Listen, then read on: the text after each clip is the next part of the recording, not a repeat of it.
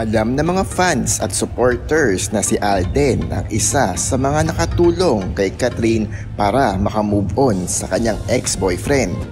Napansin ng mga netizen ang tibay ng loob at tatag ni Catherine Bernardo dahil sa pinagdaanan niyang breakup sa kanyang ex-boyfriend.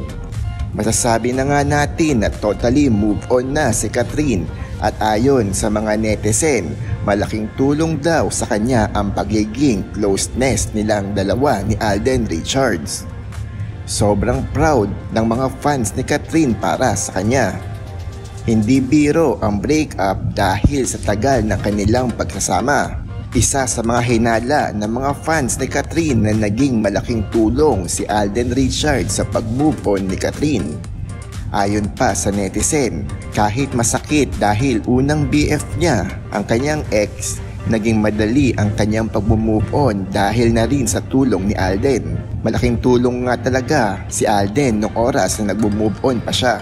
Makikita naman natin kung paano sinuportahan at dinamayan ni Alden si Catherine sa kanyang healing process at pinaramdam na hindi siya nag-iisa. Bukod sa mga close friends at family ni Catherine, may kita natin ang full support ni Alden na nagustuhan ng mga fans ni Kat. Sa get-together, sa birthday o kahit wala mang okasyon, ay may kita natin ang presensya ni Alden na talagang inalagaan at nirespeto niya si Catherine.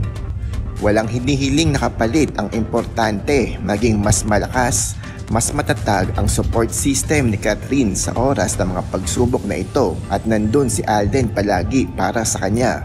Ngayon, kahit anong klaseng paalala ang nangyari sa segment ng PGT tungkol sa kanyang ex-boyfriend, hindi na ito apektado at tinatawanan na lang niya. Talagang kayang-kaya niyang i-handle ito in a professional way. Lumipas na nga at talagang mas matibay at matatag na si Catherine ngayon. Natutuwa rin ang mga fans dahil sa likod ng mga pagsubok na ito, blessing ang naging kapalit. Sunod-sunod na product endorsement na tila hindi maawat ang mga brands na gusto siya. Blockbuster hit na movie, naging model ng mga big brands at napakarami pang iba. Kahit ganito pa ang nangyari, na natiling down to earth at hindi mo makikitaan ng ere o kayabangan sa katawan na mas lalong naging idolo siya ng madami. Kaya ngayon, mas pinatatag at mas pinatibay na Catherine Bernardo ang humaharap ngayon sa mga tao na punong-puno ng positivity sa buhay.